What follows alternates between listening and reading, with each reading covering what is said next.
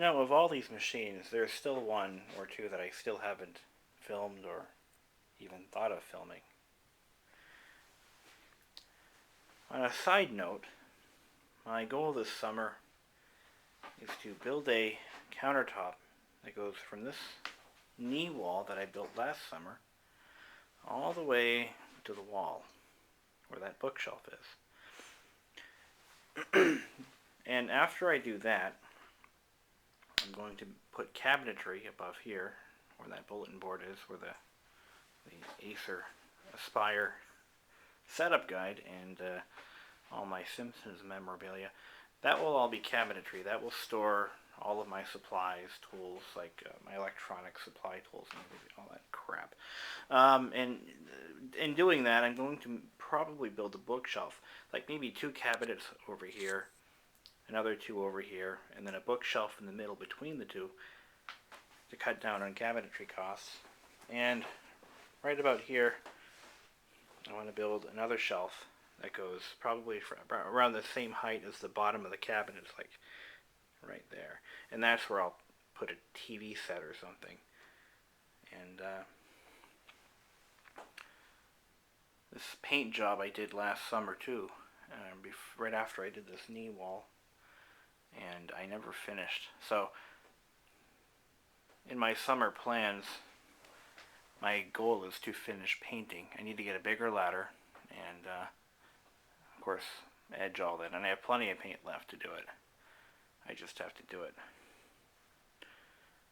I use actually 3 different colors. This is ceiling white, this is oatmeal, and that's burlap. And I just want to finish all that up. But back to where I was going with this originally, I want to do a video of a notebook that I found once again in a scrap metal bin. Where the hell did I put it? Oh crap. Now that'd suck if I couldn't find it, wouldn't it? This is all junk up here. Oh, I forgot I had those drives. Alright. I never did a video of this notebook because I wasn't really sure what kind of video. Oh, there's the soda can cooler. I have to fix that. I burnt up the power supply. Oops. Alright. So, here we go. Give it a try. This notebook, I don't even know if it still works. I haven't turned it on in approximately 4 months. And it is probably one of the oldest laptops I currently own. And it has a very interesting history, which I will document as I move along. So, this is the power supply. What's unusual about this power supply is it, aside from its ungodly size, it has 3 status lights: power, battery 1, and battery 2. Those are charging status lights, and those correspond to the 2 optional batteries that this notebook has. Actually, it comes with 2 batteries, not optional, but it plugs in back here. Okay. This is a NEC UltraLite 286V. It runs, I believe, a Siemens or an NEC 8080. No, it's a 286 compatible processor. It's not an Intel. Actually, wait a minute. No, it's not a Siemens. It's an NEC. Because they did make their own processors at one point. It has one of the nicest keyboards I have ever seen, condition-wise. I mean, it's like it was never used. Unfortunately, this machine is not in perfect condition by any means. You can barely see it now. Or maybe you can. This little light area. Let me tell you a little bit about that. I'm finding that some of the oldest LCD panels, anything over 20 years old, has a tendency or is at risk for doing this. What's happening is the the conductive matrix, actually the liquid crystals themselves, appear to be dissolving.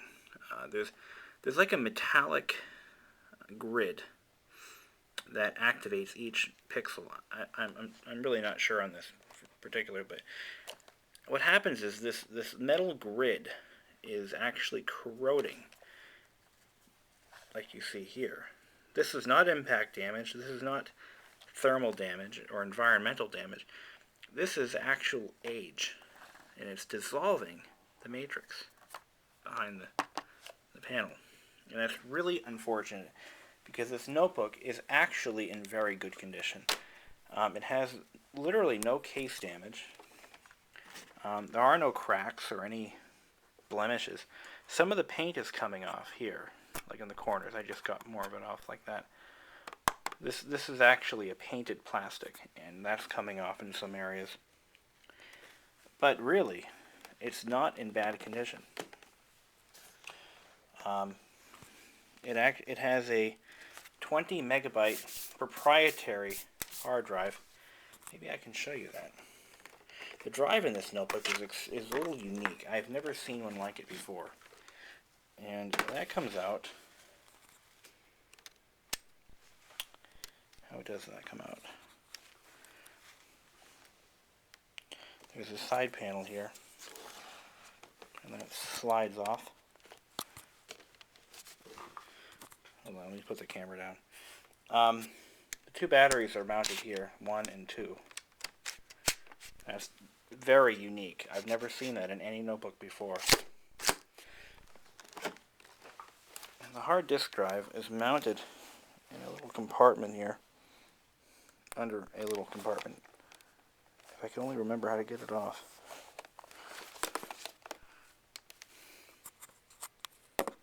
Oh, you know what? Wrong one. The hard disk drive is located in this top cover. There we go.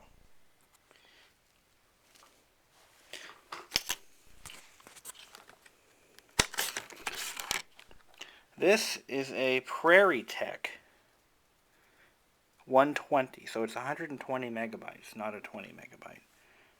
So Prairie Tech 120, manufactured in USA. Very unusual. And the interface, I actually took the drive out of its carrier, and I don't even think it's IDE, it's proprietary. It could be SD or RLL, but it's definitely not IDE. So, there we go. The machine itself was manufactured in 1989, and it was originally owned by a man who later became an attorney general. At the time, it appears it was owned by a bank or a financial advisor. But I looked up the name of the previous owner, and he's quite famous. I won't say what his name is, but power's right up.